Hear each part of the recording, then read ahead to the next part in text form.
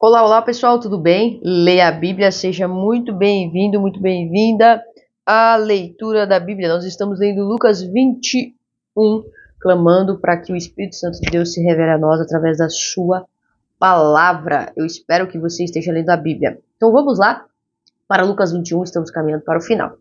Começa assim: Jesus olhou os ricos colocando suas contribuições na caixa de ofertas. Viu também uma viúva pobre colocar duas pequeninas moedas de cobre. E disse: Afirmo-lhes que esta viúva pobre colocou mais que todos os outros.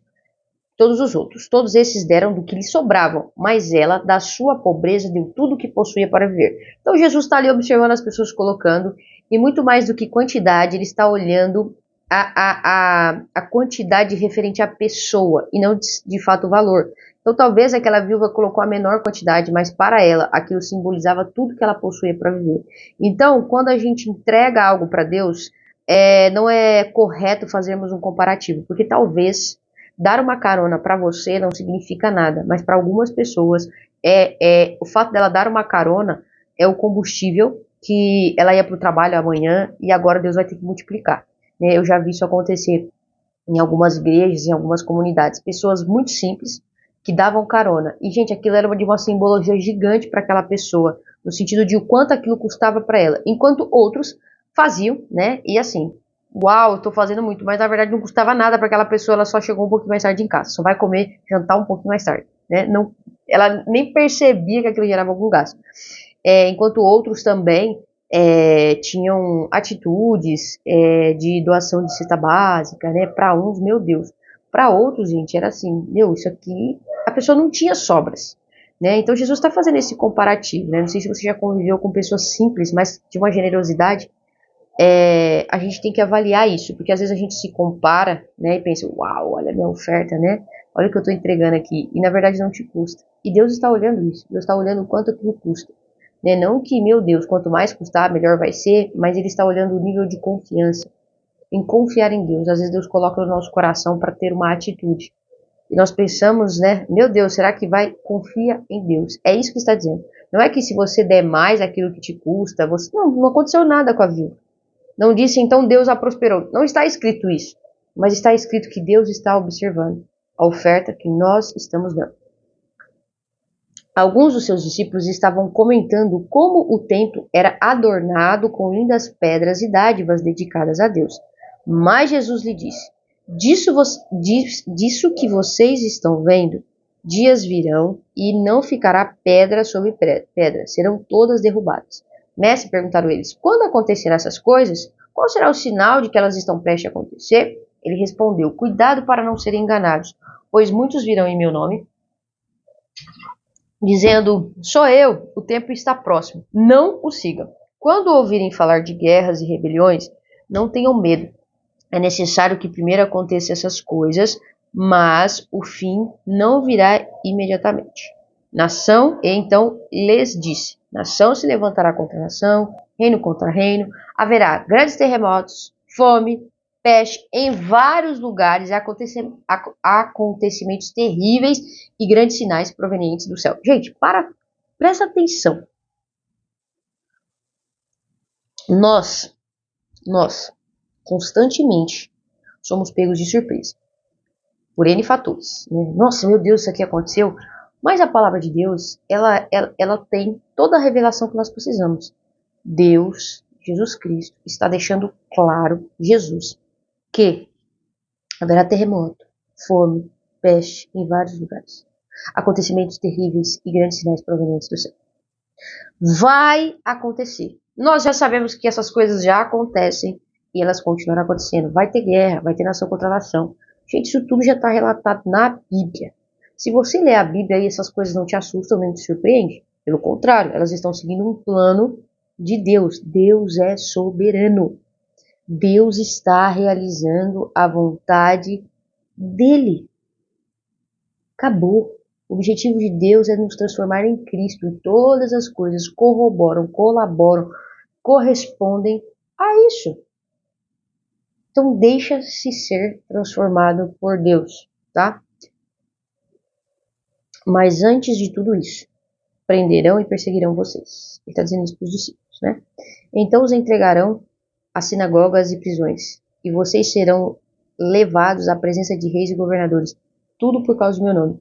Vocês vão ser poupados porque vocês são discípulos de Cristo? Não, vocês vão ser perseguidos e presos, tá? Por causa do meu nome. Será para vocês uma oportunidade de dar testemunho. Presta atenção. Tudo que acontece, perseguição, no trabalho, nos lugares onde você vive, tudo. É o inimigo se levantando contra mim. É uma oportunidade de você testemunhar a forma como você reagir. Você provavelmente vai ser injustiçado. Você vai sofrer perseguições onde você está. Sabe por quê? Porque nós vivemos para o reino de Deus. Nós não vivemos para benefício próprio, para as nossas próprias paixões e vontades carnais. Nós vivemos para o reino. Isso é discípulo de Jesus. Quando eu digo nós, eu digo os discípulos de Cristo. Talvez você não seja um discípulo de Cristo, e tá tudo bem, ok. Talvez isso não seja tão válido para você. Mas se você é um discípulo de Cristo, preste atenção. Preste atenção, ok? Para de ficar olhando as circunstâncias. Oh, meu Deus! Viva para o reino, testemunhe. Revele Cristo e a palavra dele em suas atitudes. Mas convençam-se de uma vez que não devem preocupar-se com o que dirão para se defender. Pois eu, Deus, não eu, Fernanda, Deus, lhe darei palavras e sabedoria que nenhum dos seus adversários será capaz de resistir e contradizer. Ele vai te dar palavras que você vai ter uma questão de sabedoria no sentido, talvez científico ou qualquer coisa. Não, ele vai te dar palavras de sabedoria que eles não vão conseguir resistir ou contradizer. Porque Deus vai te dar. Não é a sabedoria que vem humana, é a sabedoria de Deus para você. Vocês serão traídos até por pais, irmãos, parentes e amigos, e lhes entregarão alguns de vocês à morte. Gente, a gente precisa acordar para o evangelho verdadeiro. Jesus está dizendo, os seus pais vão te entregar para a morte. Seus irmãos. Nós que vivemos aqui no Brasil, essa realidade ela é muito, sabe, superficial para nós. Mas se você buscar em países perseguidos, isso acontece. As pessoas se convertem, os próprios pais entregam elas para o governo para serem mortas. Então, quando você tiver um probleminha, para de entrar em crise. Entende se você realmente quer seguir o evangelho ou não. Tá bom? Presta atenção. Para de ser iludido. Tá claro na palavra de Deus. Deus não mentiu. Deus explicou o que custava ser discípulo dele. Você decide se você quer ser ou não. Mas tá claro. Para de achar que, agora meu filho, o homem pecou, não existe, você não vai mais para o paraíso. Você agora vive na terra, com um propósito claro. Acorda para a vida. Acorda para a vida. Todos odiarão vocês por causa do meu nome. Contudo, nenhum fio de cabelo da cabeça de vocês se perderá. Deus está no controle de todas as coisas. Vai acontecer. Mas está tudo dentro do controle dele. É perseverando que vocês obterão a vida. Tem gente morrendo por causa do evangelho. Quando Deus diz que nenhum fio de cabelo de vocês se perderá porque vocês não vão morrer, é porque tudo está debaixo do controle dele. Quando virem Jerusalém rodeada de exército, vocês saberão que a sua devastação está próxima. Jesus é incrível. Então os que estiverem na Judéia fujam para os montes, os que estiverem na cidade saiam, os que estiverem no campo não entrem na cidade, pois esses são os dias da vingança, em cumprimento a tudo que foi escrito. Como serão terríveis aqueles dias para as grávidas? Eita! Para as que estiverem amamentando, haverá grande aflição na terra e a ira contra este povo. Mano, vai ser muito louco. Cairão pela espada e serão levados como prisioneiros para todas as nações. Jerusalém será pisada pelos gentios, até que os tempos deles se cumpram. Haverá sinais no sol, na lua, nas estrelas. Na terra, as nações se verão em angústia e perplexidade com o bramido e agitação do mar. Os homens desmaiarão de terror. Que loucura! Apreensivos com o que está sobrevindo ao mundo, e os poderes celestes serão abalados. Então se verá o Filho do Homem vindo numa nuvem, com poder e grande glória. Deus primeiro veio revelar Filho. Jesus vem e revela o relacionamento e a intimidade de Deus, e não o seu poder. e não o seu poder. Mas a sua volta, ele vem em revelação de poder. E aí, quem tiver relação, vai habitar com o Pai. Eu não te conheço, ou esse aqui eu conheço. Então, até o momento da volta de Jesus, intimidade e relacionamento com Deus. Depois, irmão, ele vai vir em poder. E aí, filho, ele é poderoso. Jesus não entra em batalha, não vem batalhar. Ele já é vencedor. Não existe. Se você ler a palavra de Deus em Apocalipse, quem está batalhando lá é os anjos. E já tem a vitória, porque já está escrito lá, já venceu. Já foi, né? Mas enfim, nós não vamos entrar nesses detalhes. Quando começarem a acontecer essas coisas, levante-se e ergam a cabeça, porque estará próxima a redenção de vocês. Aleluia. E ele lhes contou esta parábola. Observem a figueira e todas as árvores. Quando elas brotam, vocês mesmos percebem e sabem que o verão está próximo. Assim também, quando vierem essas coisas acontecendo, saibam que o reino de Deus está próximo. Eu lhes asseguro que não passará esta geração até que todas essas coisas aconteçam. O céu e a terra passarão, mas a minha palavra jamais passará. Quando ele fala aqui dessa geração, gente, eu acredito, tá? Que, não sei, não vou dar essa explicação porque eu não tenho certeza. Melhor. O céu e a terra passarão, mas as minhas palavras jamais. Tenham cuidado para que os seus corações não fiquem carregados de libertinagem, bebedeira e ansiedades da vida.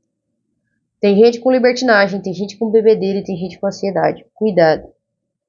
E aquele dia venha sobre vocês inesperadamente, porque ele virá sobre todos os que vivem na face de toda a terra. Estejam sempre atentos e orem para que vocês possam escapar de tudo que está para acontecer e estar de pé diante do Filho do Homem. Pai, nós oramos para que nós possamos escapar de tudo que está para acontecer. Amém. Jesus passava o dia ensinando no templo, e ao entardecer saía para passar a noite no monte chamado das Oliveiras.